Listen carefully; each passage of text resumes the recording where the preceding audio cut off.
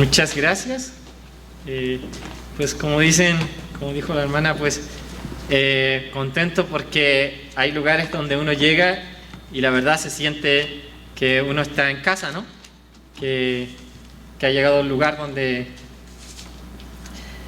ha vivido experiencias hermosas y situaciones bonitas, y esa es la historia que tenemos aquí junto a mi esposa Isabel, mi hija, y pues han pasado algunos años, pero sigue el recuerdo vivo y el calor humano y todas las cosas que Dios nos permitió vivir aquí fueron hermosas. Y como dice la hermana, pues sí, hemos iniciado ya hace 4 años una iglesia en el centro de la Ciudad de México, y pues no es fácil plantar una iglesia. ¿Saben qué? Ya nos damos cuenta que, bueno, habíamos tenido una experiencia de estar en una plantación que era la iglesia de Tepoztlán. Cuando recién estaba iniciando, llevaba como 1 año, el pastor Gamaliel nos puso a cargo ahí, a mí y a Alejandra, que éramos novios, y fue un trabajo interesante. Pero no es tan sencillo, se requiere paciencia, entrega, muchas cosas. Y creo que tiene que ver mucho también con lo del sermón de hoy en día y la palabra que acabamos de leer, ¿no? Pues vamos a ir al texto bíblico, y antes de compartir la palabra quiero hacer una pequeña oración. Bendito Dios, gracias por tu oportunidad de compartir tu palabra en esta iglesia, y pedimos que tu Espíritu Santo sea en medio de lo que vamos a reflexionar, que tú nos acompañes. Gracias porque tú eres un Dios bondadoso, misericordioso. Llénanos de humildad, Dios, de pasión. Ayúdanos porque de ti dependemos al 100%. Gracias en el nombre de Cristo Jesús. Amén. Bueno, hemos leído esta parábola que es bien interesante y está como encerrada, aunque en el contexto está encerrada entre 2 versículos donde Jesús llama a un discipulado o una entrega total. Y eso es bien interesante, ¿no? Que entre esta parábola estos 2 versículos. Voy a poner mi reloj porque no me quiero pasar del tiempo apropiado, y eso es importante. Yo pongo mi grabadora y me grabo, y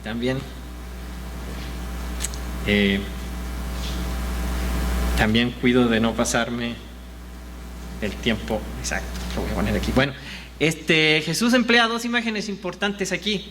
El hombre que quiere construir una torre, y el rey que va que está obligado a enfrentar a un enemigo, ¿no? A otro rey. Es interesante que en los 2 ejemplos que él pone, en ambos casos se repite lo mismo. Los dos personajes se sientan a reflexionar sobre las exigencias, los riesgos y por lo que va a costar emprender una u otra empresa. A veces no estamos acostumbrados a sentarnos y a pensar las cosas, ¿no?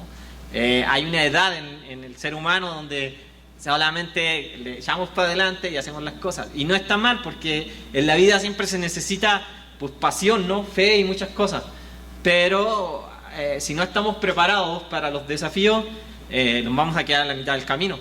Es por eso que el llamado también a entender que hay que sentarse y hay que pensar y meditar en lo que puede llegar a suceder con las acciones que vamos a tomar, las exigencias, los riesgos, las fuerzas que necesitamos son muy importantes. Y en cada caso de su vida, usted, y en cada situación, y en cada desafío, y en cada etapa, usted se tiene que sentar y meditar y pensar. Y qué mejor cuando lo va a hacer es poner este pensamiento y meditar pidiendo la dirección de Dios, pidiendo la dirección del Espíritu Santo, yendo a la palabra de Dios, que es una fuente también de sabiduría y que nos puede ayudar a tomar buenas decisiones. La Biblia, Jesús, el apóstol Pablo, no sé, el mensaje de la Biblia compara siempre el vivir nuestras vidas con la construcción de un edificio, de una casa. Hay varios ejemplos que nosotros hemos visto en la palabra de Dios donde se nos anima a mirar la vida o la construcción de nuestra vida como cuando se construye un edificio, ¿no? Y eso es muy sabio porque cada uno de los que estamos aquí hemos tenido la oportunidad de construir nuestras vidas. Hay algunos que han construido durante mucho tiempo y otros que quizás están empezando a tomar decisiones. Podemos edificar de una buena o de una mala manera. Podemos construir nuestra vida, podemos construir nuestra economía. Bueno, el tema como construir nuestras libertades de buena o de mala manera. podemos edificar una vida que deje un legado, o simplemente podemos vivir una vida que pasa así intrascendente, ¿no? El apóstol Pablo dice en 1 Corintios 3:10: según la gracia que Dios me ha dado, yo como maestro constructor eché los cimientos y otro construye sobre ellos. Pero cada uno tenga cuidado de cómo construye. Nos llama a tener cuidado de las decisiones que tomamos, porque nosotros somos nuestras decisiones. Las decisiones o las cosas que tú haces, eso es lo que eres. Yo soy realmente mis decisiones. Y la pregunta válida es: ¿qué estás construyendo con tu vida? A veces es una pregunta quizás muy amplia, pero vale la pena hacerla, ¿no? Vale la pena en un punto. No importa la edad que nosotros tengamos, siempre hay una oportunidad para comenzar de nuevo, o hay una oportunidad para decir, ok, ¿qué es lo que yo estoy haciendo? ¿Qué estoy haciendo con ella? ¿Qué legado estoy dejando? ¿Estamos construyendo algo significativo o no? En la vida hay como dos tipos de personas. Están las personas que ven cómo pasan las cosas, y están las que hacen que las cosas pasen. Y el segundo tipo de personas es más difícil, ¿no? Porque implica arriesgarse. No es un pecado que quizás no podamos hacer tantas cosas, pero siempre nuestras ganas tienen que ir en relación a poder dejar un legado, sobre todo cuando nosotros somos cristianos, ¿no? Y queremos ayudar a otras personas. La parábola dice: ¿quién de vosotros, si quiere construir una torre? O sea, a ver, ¿quieres construir algo? Vas a calcular los costos, vas a mirar bien si es que puedes o no puedes hacerlo, ¿no? Y puede llegar a ser un error pretender ser discípulos de Jesús sin detenernos a reflexionar sobre las exigencias de ser un discípulo. Nosotros tenemos que estar muy conscientes que tenemos que detenernos y decir, ok, quiero ser un discípulo de Jesús. ¿Qué exigencias concretas encierran el seguir los pasos de Jesucristo? ¿Cómo lo voy a hacer?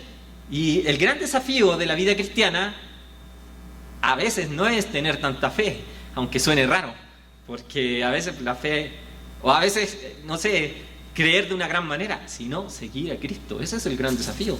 ¿Por qué? Porque nos desafía a caminar por donde Cristo camina, a mirar lo que Cristo ve y a hacer las cosas que Cristo hace. Y eso fue la vivencia de los discípulos, de seguir a Jesucristo. Entonces, yo siempre manifiesto esto en nuestra iglesia, en el centro de la ciudad, ahí en la zona rosa, que el gran desafío es seguir a Jesús. Ese es el gran desafío. Hay un escritor, un teólogo, que creo que puede llegar a ser hasta de mis teólogos favoritos, Dietrich Bonhoeffer, que en español tiene un libro que se llama El precio de la gracia, pero en alemán el texto original se llama El costo del discipulado, y es bien interesante y cambia mucho lo que quiere decir el precio de la gracia o el costo del discipulado, aunque es un libro muy completo y que encierra muchas cosas muy, muy hermosas. Pero él en ese libro del costo del discipulado habla de la gracia barata y de la gracia cara, ¿no? Yo nada más le voy a leer un pedacito. Dice: la gracia barata es la predicación del perdón sin arrepentimiento, el bautismo sin disciplina eclesiástica, la Eucaristía sin confesión de los pecados, la absolución sin confesión personal. La gracia barata es la gracia sin seguimiento de Cristo, la gracia sin cruz, la gracia sin Jesucristo vivo y encarnado. La gracia cara es el tesoro oculto en el campo por el que el hombre vende todo lo que tiene. Es la perla preciosa por la que el mercader entrega todos sus bienes. Es el reino de Cristo porque el hombre se arranca el ojo que le escandaliza. Es la llamada de Jesucristo que hace que el discípulo abandone sus redes y le siga. Es interesante, ¿no? Que el seguir a Cristo tiene un costo. Y de hecho todas las cosas que nosotros hacemos tienen un precio, ¿no? Podemos tomar cualquier decisión, pero todas las decisiones van a tener un costo, ¿no? Estas imágenes que nos presenta Jesús en esta parábola son muy, muy concretas. Nadie se pone a construir una torre sin primero calcular si es que le va a alcanzar o no. O también yo meditaba y pensaba en esto, o pensar que aunque no tenga todas las cosas para construirla, y a lo mejor ya esta es una idea mía, sí es una idea mía, pues voy a hacerle frente a las situaciones, no importa lo que venga. Y yo estaba pensando en esto porque cuando nosotros decidimos ir y plantar la iglesia Misión DF, fue una decisión que nace del corazón, ¿no? Y de las motivaciones que Dios tiene, ¿no? Y me acuerdo siempre que platicando con los diáconos acá, yo les comentaba, ¿no? Y de hecho cuando platicaba ahora en la mañana, y la verdad para mí fue igual doloroso salir de acá, ¿no? Porque en el fondo de mi corazón no lo quería hacer, una iglesia hermosa y con cosas hermosas y viviendo con gente hermosa, ¿no? Pero había una convicción en el corazón, ¿no? Hay que salir, hay que ir, y cuando sientes la llamada de Dios a hacer algo, pues hay que hacerlo, ¿no? Entonces cuando yo tomé la decisión, fue un punto de inflexión también, una situación difícil, porque justo esa semana falleció mi hermana menor en un accidente de tránsito, ¿no? A los 32 años partió, y fue trágico, ¿no? Fue un accidente muy, muy trágico. Y esas son las cosas que en la vida te ponen en un punto donde dices, pues no voy a vivir mi vida así sabiendo que en cualquier momento termina, ¿no? Entonces, luego de convencer a mi esposa para ir y ser guiados por Dios, porque la verdad que no lo digo de una manera que quiero parecer importante ni nada, creo que todo lo que hacemos desde el púlpito tiene que ir en un sentido pedagógico y poder enseñar de cómo Dios nos ayuda a nosotros. Simplemente somos personas muy normales y que tenemos tantas situaciones y luchas, pero creo que la diferencia la marca el que estamos a veces dispuestos simplemente a calcular el costo de las cosas y decir, yo le voy a hacer frente. Y recuerdo que cuando platicábamos con los diáconos, ya no voy a seguir trabajando aquí, ¿qué vas a hacer? Voy a plantar una iglesia. ¿Dónde? En el centro de la ciudad. ¿En qué parte? Pues no sé en qué parte. ¿Cómo no sabes en qué parte? Pues no sé, yo sé que tengo que ir allá y plantar una iglesia y orar primero y decirle a Dios que me guíe. ¿Y cómo lo vas a hacer? ¿Y tienes dinero? No tengo dinero, no tengo nada. Vivo el mes al mes, o sea, al fin de mes casi no tengo nada de dinero, y después empieza de nuevo a llegar el dinero y así. Y así fue, y oré, y a los 3 días Dios tenía la respuesta, y Dios tenía el lugar, y Dios tenía las cosas, y Dios tenía todo. Y que lo que me alegraba de toda esta situación es que pues no fue una experiencia que yo viví solo, ¿no? Que digo, este la inventó, ¿no? Va a hacerse importante. No, fue con jóvenes que iniciamos este proyecto con Oscar Morales, que era de esta iglesia, con Omar de la iglesia de Cuautitlán Izcalli, con mi esposa y todo, y todos presenciamos cómo Dios te guía cuando das un paso entendiendo que Él va a proveer, ¿no?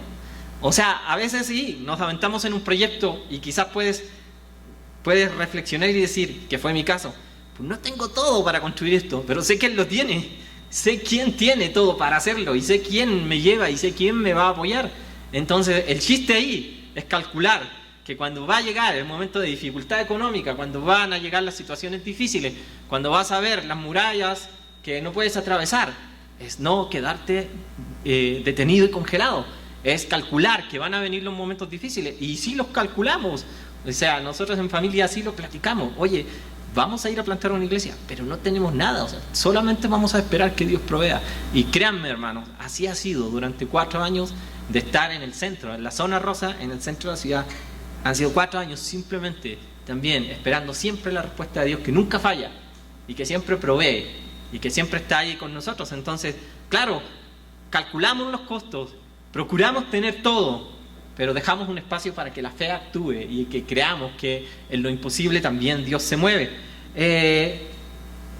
Es interesante que en la vida necesitamos tomar la conciencia de lo que vamos a hacer y calcular, como dice esta parábola, si vamos a tener la capacidad. Una vida cristiana se construye con oración, con lectura de la Biblia, no sé, con solidaridad, amor, y todas son las cosas que tenemos que poner en la balanza y decir, ok, si yo realmente quiero seguir este camino, necesito calcular y ver que no me falte ninguna de estas cosas. La otra imagen que emplea es del que va a enfrentar al adversario, ¿no? Con un ejército, y tiene que pensar, si su ejército es muy pequeñito no le va a hacer frente al otro. Pero también es como una idea de la vida, ¿no? Es como pensar en que nos enfrentamos a los adversarios del reino, ¿no? Y muchas veces vamos a tener que recibir golpes y dardos y cosas por la causa del Evangelio, por defender la justicia, por defender al pobre, por defender al débil, por defender al que a lo mejor no está libre y está prisionero de muchas cosas. si vamos a luchar en favor del reino de Dios, se necesita estar claros en lo que vamos a construir y a quién vamos a enfrentar, porque Jesús lo hizo así, no desistió, llegó a la cruz y Él no se quedó ahí. Construir algo cuesta, ¿no? Yo no soy una persona que sea constructor ni nada, yo estudié una ingeniería en electrónica, pero desde que me hice cristiano, a los 25 años, hace 19 años, entré a una iglesia por casualidad y Dios tenía un plan conmigo. Siempre he estado metido en proyectos de construcción, no sé por qué. Y estaba recordando que esta iglesia ayudó a un maestro en Tetela del Volcán, don Filo, para el terremoto, ¿no? Yo lo conocí porque nosotros después fuimos muchas veces a ayudar a construir para muchas familias en Tetela del Volcán. Y a veces no sabemos el impacto que puede tener en que de verdad devolvamos un poco de lo mucho que Dios nos da. No importando credo, política, religión, no, nosotros vamos a ayudar porque es lo que hubiese hecho Jesús, ¿no? Con las personas. Y estuvimos ahí con muchas familias, ¿no? Estábamos con mi hijo Caleb, con Isabel, con Alejandra, estuvimos construyendo. Y hay una pareja de Cuautla, de la iglesia de Cuautla, a lo mejor algunos la conocen, Hugo y Lupita, ¿no? Y siempre que yo he platicado con Hugo y Lupita, le decía a Hugo, oye, ¿cuándo vas a plantar una iglesia? Porque siempre sentía en mi corazón y también ellos lo manifestaban, de que eran personas que querían servir en el ministerio. Pues ya, ¿no? Hay que empezar, hay que aventarse, amigo. O sea, no lo pienses tanto y haz un plan y vamos adelante, ¿no? Con mucha fe. Entonces, cuando estuvimos trabajando con ellos en Tetela del Volcán y construyendo, pues sí, se notaba que este matrimonio tenía una llegada con las personas ahí, ¿no? Personas que tenían tantas situaciones difíciles. El problema ahí era pues que las ayudas no llegaron y pues, por diferentes razones, pues la gente tenía necesidad, ¿no? Y entonces estuvimos construyendo ahí. Y luego del último trabajo de construcción, siempre le decíamos a Hugo que pues, estuvieran atentos, que fueran, que vieran. Entonces un matrimonio de ahí de Tetela les dijo, queremos leer la Biblia, ¿nos pueden ayudar? Queremos aprender, queremos saber más de Dios. Y ahí se empezó a abrir algo. Entonces, y después se sumaron otras familias y se siguieron formando más. Y ahí va a crecer una iglesia del Pacto en Tetela del Volcán. Y eso gracias al amor de muchos de ustedes que colaboraron, al amor de esta iglesia, al amor de otras personas que tuvieron la capacidad de decir, vamos a ir y vamos a construir. Se construye tanto cosas físicas como cosas que no son físicas. Bueno, mucha de la gente que estaba ahí, pues necesitaba lo material, pero también mucha gente que estaba ahí necesita ser libre de tantas cosas que la aprisionan. El jueves estuve en la estación migratoria aquí en Iztapalapa, ¿no? Donde está la gente presa, ¿no? Es como una cárcel, nada más que las personas que están ahí no han cometido ningún delito en estricto rigor. Bueno, no han tenido los documentos que requiere el país para poder movilizarse, pero estuve ahí predicando, compartiendo la palabra, como a unas 80 personas más o menos, de los que se acercaron, y pensaba mucho en la semana, digo, ¿qué voy a compartir con ellos? Y justo tenía la invitación allí sobre lo de construir la libertad, ¿no? Esta gente estaba prisionera, estaba presa en ese lugar. Yo sé lo que es estar preso en un lugar, sé lo que es estar detenido, sé lo que es estar preso tanto físicamente como prisionero de las drogas y de muchas otras cosas. Pero algo que le mencioné mucho a ellos, que no se trataba de que momentáneamente estaban encerrados ahí en ese lugar y en este país, que eso iba a ser pasajero, pero que si no tenían la capacidad de entender que habían otras cosas que nos hacen más prisioneros dentro de esta vida, nunca íbamos a ser libres, y que la verdadera libertad la podemos obtener en Jesucristo. Hay muchas personas que son prisioneras de diferentes formas, y creo que lo más real, y para estas personas que están en la estación migratoria, fuimos al lugar de los varones, creo que para ellos lo más real es que están ahí, no los dejan salir, y ellos han querido iniciar un viaje, llegar a Estados Unidos o buscar trabajo. He tenido la oportunidad de compartir con muchas personas migrantes en el puente humanitario que hicimos para las caravanas que llegaron al estadio en la ciudad deportiva, conversé con mucha gente y conocí muchos testimonios y yo sé que mucha gente tenía miedo de que tantas personas de Centroamérica lleguen, y he estado en muchos lugares de Centroamérica y he visto la corrupción, he visto la pobreza, he visto las situaciones difíciles, y la pregunta siempre es cómo ayudamos, cómo estas personas pueden ser libres tanto de su pobreza como también de su interior, de poder ser libres en Cristo. Es un trabajo complicado, pero necesitamos mostrar misericordia. Cuando Dios nos llama a construir algo, necesitamos también construir solidaridad, empatía, escuchar al otro, mirar a los ojos. No importa, hay gente que ha fallado, nosotros hemos fallado. Quizás toda la gente que venía ahí en esas caravanas, había gente que era mala, no importa, pero también venía mucha gente buena, muchas personas amorosas, muchas personas que realmente... Conversé con una mujer, Betsy, cristiana, su esposo la quemó, la amenazó de muerte. Ella buscó con las autoridades y nunca hicieron nada, y dijo, en un arranque de locura, agarré a mis dos hijas y me vine en la caravana. No tenía otra opción. Si mi esposo me encontraba, y su esposo la iba a matar. Y pude presenciar que ella era una persona que había sido atacada por su esposo. Venía con una niña de 3 años y de 5 años. Más encima, la de 3 años se le perdió en un estadio donde habían 8.000 personas. Y la estuvimos buscando como 1 hora hasta que la encontramos. Había todo tipo de personas ahí, así que pensábamos que le podían hacer algo. Pero conocer estas historias y entender que en esta vida como cristianos necesitamos construir puentes que acerquen a las personas a Cristo. No se trata simplemente solo de decirle, oye, Dios te ama, porque me ama, pero tengo hambre, me ama, pero soy perseguido. ¿Y qué vas a hacer tú? Pues aquí es donde nosotros tenemos que entrar también y tener momentos de solidaridad con ellos y poder ayudarles a ellos. Fíjense que pensando en este texto y en lo de la construcción de la libertad también, donde paradójicamente el texto nos llama a dejarlo todo, ¿no? Y seguir a Cristo, pareciera que fuera algo que va en contra de mi libertad, pero no es así. Creo que los que hemos conocido el mensaje del Evangelio de Cristo, el mensaje del reino de Dios y su justicia, nos damos cuenta que vivimos en una sociedad donde muchas veces somos prisioneros de tantas cosas y encontramos la verdadera libertad en Cristo. Vivimos en un momento de crisis en nuestro mundo. Estamos viviendo un momento de muchas situaciones, de mucha violencia, de pobreza, de situaciones donde todos los que somos cristianos y actuamos en la política, actuamos en la educación, estamos en las universidades, estamos llamados a poder proponer una cosa diferente.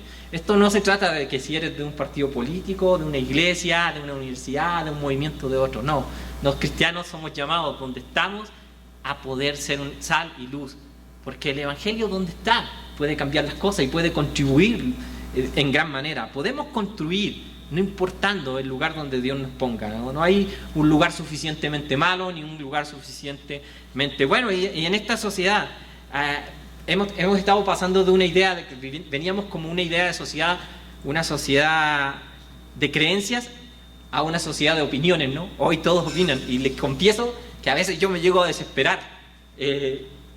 Que todos tenemos una solución y todos opinamos, y en el mundo de las redes sociales, ¿no?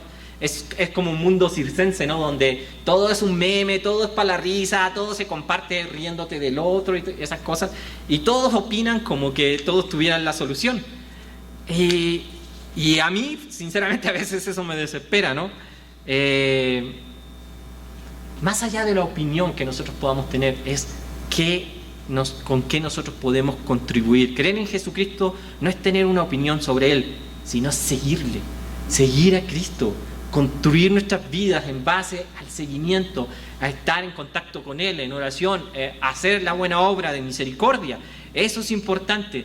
Y cuando en el texto al final, cuando Jesús menciona y nos llama a renunciar, el que no renuncia a todos sus bienes no puede ser discípulo mío.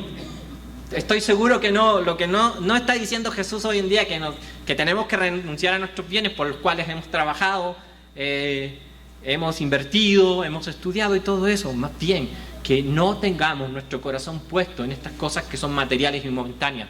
Porque cuando partamos no nos vamos a llevar nada, ¿no? Las palabras de Jesús son claras, son rotundas y hasta son duras. Son fuertes. El que no renuncia a todos sus bienes no puede ser mi discípulo.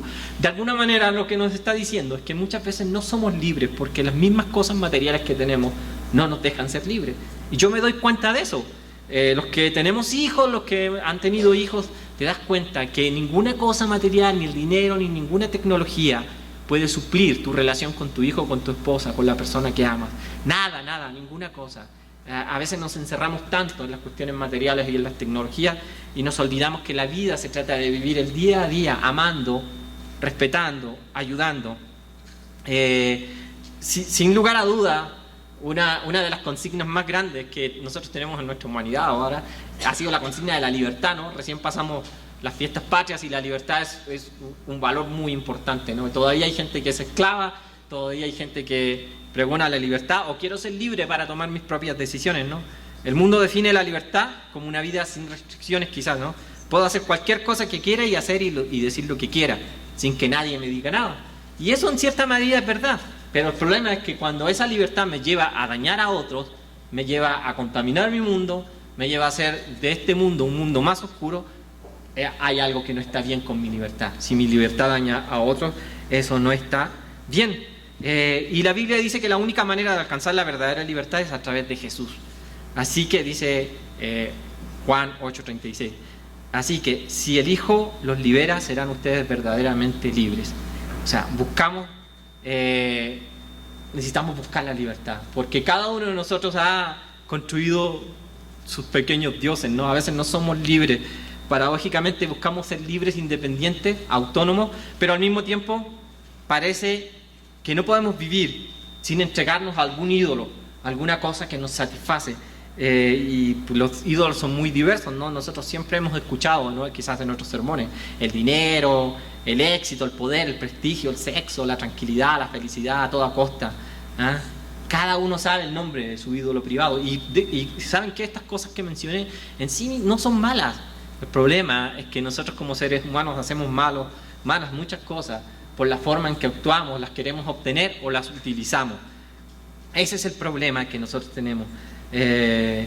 Jesús nos invita a ser libres, dejando las cosas que no contribuyen a nuestra vida, pudiendo seguirle a Él, buscando más de su presencia también. Hay una manera de ser libre y es tratar de seguir a Cristo y entender también su palabra y su mensaje que nos anima a vivir una vida donde las cosas quizás materiales o las cuestiones que nos quitan el sueño no son las más importantes, ¿no? Podemos en cualquier etapa de nuestras vidas hacer un nuevo compromiso con Dios y decir, sí Señor, quiero verdaderamente ser libre en tantas áreas de mi vida. Primero quiero ser libre de mis miedos y de mis temores y de mis preocupaciones y quiero descansar en ti. No hay una edad específica donde Dios te pueda llamar, donde Dios te pueda utilizar, donde Dios te ponga en un proyecto de construir algo diferente. Yo de los recuerdos bonitos que tengo en la iglesia es con la doctora Montaño, ¿no? Cuando íbamos al hospital y pues no, siempre se puede comenzar, ¿no? Quizás la doctora había jubilado ya hace muchos años, pero me acuerdo que fui a hablar con la directora de un hospital acá en Planes, pues sí, oiga, somos evangélicos y queremos ayudar a las personas, a las madres con bebés y todo eso. Pero siempre hay una oportunidad donde Dios nos llama a construir algo. No hay que perder de vista que cuando Jesús llamó a los 12 apóstoles no eran personas que estaban ahí en la calle, en la esquina, masticando una pajita y algo así. Eran pescadores, cobradores de impuestos, personas que tenían sus profesiones, ¿no?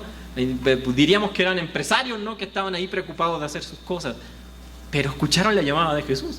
Ellos no habían ido a un instituto bíblico, quizás no entendían mucho de lo que significaba la ley, no sé, pero por lo que nos dice la Escritura, eran personas que tenían sus ocupaciones. Sin embargo, ellos quisieron seguir a Jesucristo. Nos recuerda Marcos del 1 del 16 al 18. Mientras Jesús caminaba junto al lago de Galilea, vio a Simón y a su hermano Andrés y estaban echando la red al agua porque eran pescadores. Jesús les dijo, síganme y yo los haré a ustedes pescadores de hombres. Enseguida ellos dejaron sus redes y lo siguieron. Yo pienso que Pedro, Andrés, Mateo, cuando se vieron ante la llamada de Jesús para construir algo nuevo, calcularon qué era lo que tenían que hacer. Lo primero que hicieron dejaron sus cosas de lado. Hicieron un cambio Y eso no significa que lo tenemos que hacer nosotros también, dejar todas nuestras cosas de lado. Si hay alguien que siente que Dios lo llama a servir de una manera más concreta, pues sí, si tiene la fe para hacerlo, adelante. Pero también lo puedes hacer a través de tu profesión, de tus negocios, de las cosas que tú haces. Pues también puedes seguir a Jesucristo y emprender un proyecto de construir algo. No lo tienes que hacer simplemente porque hoy se dice en este sermón, pero si Dios te llama o pone en tu corazón una convicción, pues tienes que dar ese paso. Quien no lleve su cruz. Es una frase muy recurrente también en los evangelios y muy fuerte. En el cristianismo la cruz es el criterio decisivo para verificar quizás lo que puede llamarse cristiano o no cristiano. La cruz nos marca. La imagen de la cruz, el símbolo de la cruz es muy, muy, pero muy importante. Quien no lleve su cruz detrás de mí no puede ser mi discípulo. O sea, Jesús nos está poniendo un llamado muy, muy, muy fuerte. Nosotros hemos desarrollado nuestras propias cruces, ¿no? La cruz ha sido utilizada de maneras increíbles, ¿no? La cruz fue utilizada para someter, ¿no? Cuando llegaron los españoles acá, sometieron con el estandarte era la cruz, ¿no? Fue cruel lo que hicieron. En la guerra, en las cruzadas, ¿no? La cruz fue utilizada también como un símbolo de poderío, de abuso, de autoridad y todo eso. Como joyas, ¿no? Ponemos una cruz aquí, no estoy diciendo que no se la ponga, pero a veces algunas muy costosas, y tenemos esa capacidad también. Llevar la cruz era un rito que pertenecía a un ceremonial de la ejecución, ¿no? Por los romanos, a las personas que habían hecho cosas muy malas, era una muerte muy fea, muy indigna, y el reo era obligado a atravesar la ciudad llevando la cruz y portando lo que le llamaban el título, donde aparecía su delito, ¿no? Como Jesús, ¿no? El rey de los judíos con su cruz atravesando allí. Esa fue era un espectáculo de rechazo, ¿no? De humillación porque hiciste algo, donde te exponían, donde te ponían delante de la gente, donde todos te veían. Y esa fue la verdadera cruz de Jesús, ¿no? Verse rechazado por su mismo pueblo, aparecer como culpable ante la sociedad, ¿ah? El ser escupido, el ser azotado. Y nosotros no podemos perder esto de vista, porque cuando estamos luchando por lo que es justo, cuando estamos compartiendo el mensaje con las personas rechazadas, con las personas quizás diferentes, con las personas que necesitan mucho amor, vamos a ser rechazados, ¿no? Vamos a tener que cargar esta cruz, donde nos van a apuntar, donde nos van a decir de cosas. Resumiendo esta reflexión que he hecho, la invitación es a que seamos constructores del reino, a que pensemos a quién nos está llamando hoy, que pensemos en nuestra libertad, que necesariamente para poder llegar a construir el ministerio, el llamado, el reino de Dios y su justicia, necesitamos ser libres de cosas que nos aprisionan. Hay tantas cosas que requieren de nuestro actuar, sobre todo en México, ¿no? Vivimos en un país extremadamente violento, que no lo vamos a cambiar simplemente con políticas públicas. Necesitamos los cristianos ser actores principales, cada uno de nosotros. El tema ecológico de la basura, yo he visto todo lo de las marchas, todo eso, pero si nosotros no somos capaces, nosotros los ciudadanos, las personas, de poder tener la capacidad de llevar una bolsita de tela para comprar mi pan, o sea, ninguna marcha que haga va a tener quizás una repercusión tan grande como lo que nosotros podemos hacer. En definitivas cuentas, los cristianos, para que nos puedan seguir, para poder hacer algo que impacte, necesitamos ir nosotros adelante también caminando. Construir es difícil. Estaba recordando el tema bienaventurados los pacificadores, ¿no? Porque se han llamado hijos de Dios. Bueno, en el texto griego es interesante porque utiliza la palabra construcción, los bienaventurados, los constructores de la paz. Que es más difícil construir algo que decir yo soy pacificador. Es más difícil construir la paz que decir, bueno, yo estoy aquí para decirles, hey, tranquilos, ¿no? Que para tomar acciones como personas. Estamos llamados a ser constructores del reino de Dios con todo lo que implica, con todas las cosas que tienen que ver con eso. ¿Y qué es lo que es un constructor del reino?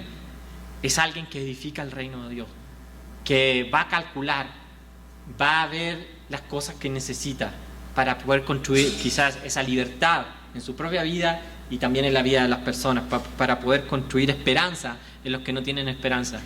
Va a calcular que va a tener oposición, que sería como la parábola, como ir a hacerle frente a un ejército tan grande. Va a tener que pensar bien que esa oposición le va a causar situaciones difíciles. Necesitamos tener la conciencia de que el ser cristianos es una responsabilidad muy grande y que conlleva muchísimas cosas. Procuremos hacer la voluntad de Dios, construir el reino y su justicia. Creo que vamos a estar viviendo dentro del plan de Dios. Ser un constructor de reino significa que yo digo que yo quiero el plan de Dios en mi vida y que quiero extender los valores del reino donde Él me ha puesto. No importa cuál sea nuestro pasado, no importa la edad que tengamos ahora, no importa las limitaciones, siempre nosotros podemos hacer algo por los demás. O sea, no nos damos cuenta, pero siempre que nosotros podemos entregar un mensaje, hacer algo, tener una acción favorable con las personas, creo que estamos construyendo eso. Me estaba acordando de que cuando estuvimos en el estadio, compartimos 100 mochilas, pudimos reunir fondos para ocupar alrededor de 95.000 pesos para armar 100 mochilas, pero dignas, ¿no? No es cosa de agarrar una mochila así y decir, aquí le he hecho un totis y le he hecho esto y le he hecho otro y se la entrego a la gente para salir en una foto. No se trata de eso. Dignas, porque la gente merece dignidad, ¿no? Y hay criterios a nivel mundial para la ayuda humanitaria, ¿no? No se trata simplemente de decir, aquí ya beneficia a una familia. Y no. Hagamos 100 mochilas especiales para mamás con bebés. Y ni se imaginan las historias que conocimos y las situaciones. Y podemos decir, es que es una irresponsable porque salió con su bebé. Hay que conocer la historia, hay que acercarse, mirar a los ojos, abrazar, orar. Estuvimos ahí concentrados y yo creo que predicamos la palabra a unas 800 personas, nada más porque teníamos equipos pequeñitos, porque dentro del estadio poníamos nuestros equipos y pues llegaban la gente. Y algo de lo que a mí me llamó la atención fue la casi nula participación de la iglesia. Había un estadio con 10.000 personas y la iglesia no participó en la ayuda humanitaria, ni participó compartiendo el mensaje del Evangelio.